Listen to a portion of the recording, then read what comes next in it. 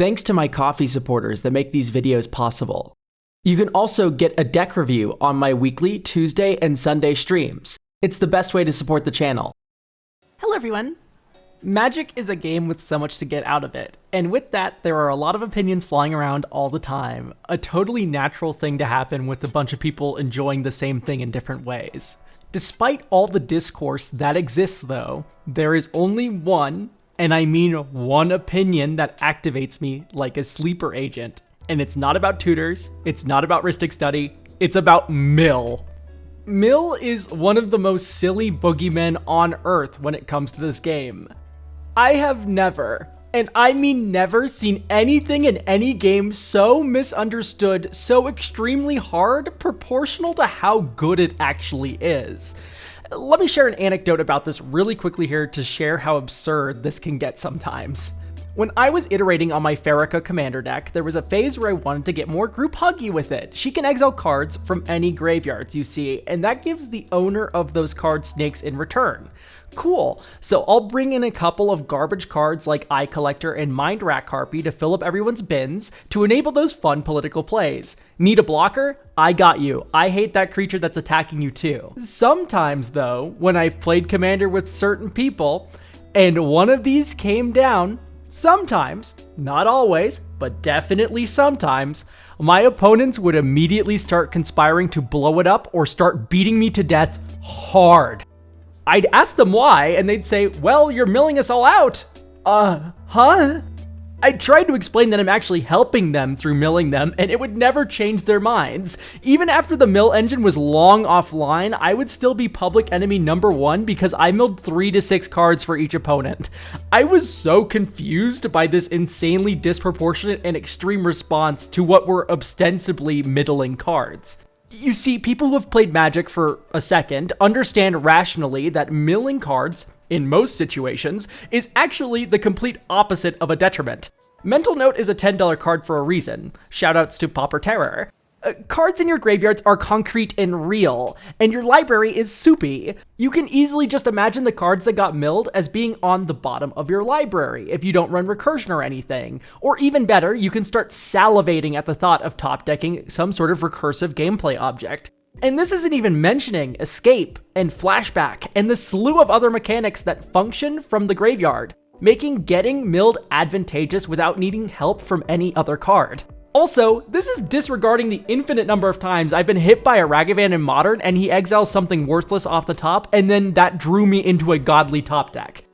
Think about it like this. With a library you didn't stack or scry at all, so all the cards in it are in an unknown order, milling cards off the top of the deck is no different than if they were milled from the bottom. Milled cards are just cards that are now in your graveyard. They aren't cards you would have drawn, and as established before, cards in graveyards are way more of a resource than a card that is lost in the soupy, uncertain abyss that is your library. Okay, so yes, mill is misunderstood because of this grander, misplaced anger toward it in Commander culture, yes. But as someone who has reviewed a ton of Commander decks, like close to 1,000 now, I gotta tell you, I think the average mill player is very confused on what they want out of the archetype. Well, I mean, they know they want to mill people, but I really think there are 4 major types of mill decks that people end up mixing up in wrong ways, and it makes their decks less fun to play without them even realizing it. So let's talk about what I think those 4 major types of mill decks are. First, I just wanted to say that I have a second channel where I upload the VODs for my deck review streams. I've reviewed plenty of mill decks on there, so a few will be linked in the video description for you to enjoy after this video. Watching them and dropping a sub on that channel helps me more than you can know. Okay, back to the video. Starting off with the first type of mill deck that I call Combo Mill. Combo Mill is not really mill. It's far more a traditional combo than it is a mill strategy. Think Brewvac plus Maddening Cacophony, Maddening Cacophony plus Riverturn Monument, or Void Effects plus Helm of Obedience. All of these mill the entirety of each opponent's library, and it feels no different than like a Pestermite and a Splinter Twin. It's 2 cards that kill each opponent when used together. The fact that it does it with mill is hardly even felt. If no one has an answer, they're not going to go through the motions of flipping their library into their yard. They'll just scoop and shuffle up for next game. This being said, it's not necessarily something you need to avoid. It's totally fine to have a combo to finish off your mill deck. In fact, it's somewhat merciful. What helps a lot is that all of these pieces of these combos are realistic inclusions in mill decks by themselves. So you can go for a combo when you find all of them, but you can realistically use any individual combo piece here as a part of an engine or as an intensifier for the mill cards you already run or as a hate card for graveyards, which is one of the most important things you should include in your mill decks. Speaking of them as an engine, let's talk about the next type of mill deck that may include a combo like this. Lantern. Lantern of Insight is one of the few Magic cards that turns mill into actual, tangible resource denial, as it desoups the libraries, allowing all players to see the top card of their decks. Here you can use the aforementioned Riverturn Monument, but also Ghoul Caller's Bell, Pyxis of Pandemonium, and Codex Shredder, as well as maybe even a couple of dorky creatures to control what each player is drawing. Oop, you're about to draw some artifact removal? Nah, let's not do that. You get the idea. You can also fix your own draws with Lantern. Don't like that you're top decking like the 15th land in a row? Just get rid of it. Lantern is a lot less obsessed with traumatizes and much more with repeatable, smaller instances of mill. Don't get me wrong, you can still run mass mill and Lantern for sure, but for me, it's always felt a lot more clean to just run a Riverturn Monument as another kind of Ghoul Caller's Bell card, and also one copy of Cacophony to finish out games. Although shoutouts to Teresian Mindbreaker as a card you can mill over and then bring back with Unearth, and then you mill half their library and then you kill them with the Riverturn Monument. That one's a little bit more fair than the other one. Anyways, both the Maddening Cacophony and the Riverturn Monument can get tutored off of Muddle the Mixture, by the way, making this an extremely concise and fun way to build a mill deck that uses a fair Lantern mill in the late game to slow opponents down and control the game, then finishes up with a combo. For those worried about Lantern not being consistent, don't worry. While there are some cards like Field of Dreams and Urza Saga that make it more consistent on the expensive side, there are plenty of great budget options that make this deck viable. Tutoring for small artifacts is super easy in blue with Trinket Mage, Dizzy Spell, Scour for Scrap, Artificer's Intuition, honestly the list goes on. What I like about these especially is that you can grab Graveyard Hate rocks and your mill rocks with them as well. But you have options for other colors too. Like, if you want to run a Black Lantern deck, you get access to Grim Servant, which with even only one Black Devotion, still gets you everything you need. In Black 2, you also get one of the most awesome tech cards ever, like in the game, period, in the form of Vengeful Pharaoh, which kills a creature that attacks you if it's in your graveyard. But then it goes on top of your library, where you can then easily mill it to one of your mill rocks. Brutal.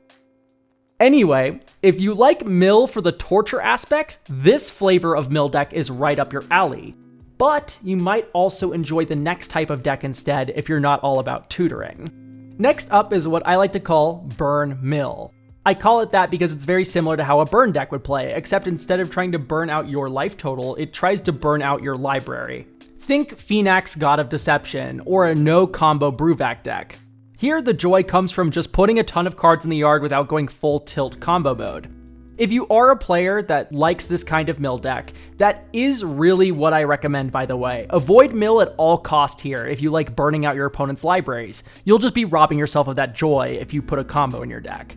Instead, what you need is a realistic mill out clock and to stall for enough time for that clock to finish ticking.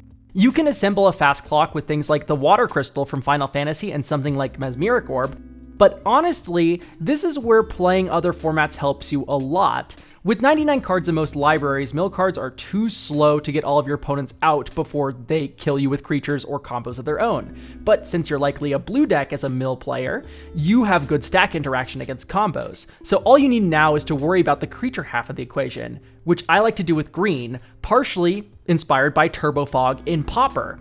By using fogs, you can slow down each opponent's combat against you while milling them with your spells.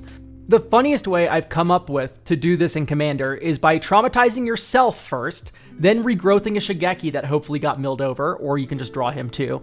And from here, you can use Shigeki repeatedly to regrowth multiple fogs, a regrowth to get him back, and a traumatize to mill and fog your opponents over and over again until they run out of cards to draw and die. Since all of this can be done at instant speed, mana is no problem at all thanks to Wilderness Reclamation effects and Seedborn Muse, making for a tight mill list that can kill your opponents realistically while keeping that traditional 60 card mill feel. You can also go into Sultai if you're really sick and twisted and use Spacetime Anomaly in order to traumatize and also repeatedly wipe the board while you're at it. Okay, now it's time to get into the last kind of mill deck, something I like to call Mill and Steel. Mill and Steel. Fucking stupid. Mill and Steel just means you're milling out opponents as a method to achieve a certain game plan. Most of the time, that's stealing their cards with like Valgavoth, Lorcan, or Captain Nagothrod, hence the name I gave it. But you can easily do a bunch of other things with this kind of mill, like Voltron with Umbris, where you are traditionally milling out your opponents really hard and then exiling their graveyards to make this fat idiot kill people. Or in a deck with Kaya Orzhov Usurper, you can exile someone's graveyard after milling them a bunch to thermonuclear bomb them with her ult. Ketramos might be interested in a minor amount of milling too, in order to turn graveyard hate cards like Relic of Progenitus or Ghost Vacuum into consistent card draw engines. These are all examples of mill not being used to win the game by itself, but as a fuel of sorts for other cards. And that just about does it for every kind of mill deck. Let me know what you think of mill down in the comments below, and also if this video helped you identify what kind of mill player you are in specific. Thank you so much for watching and liking and subscribing. Okay, bye!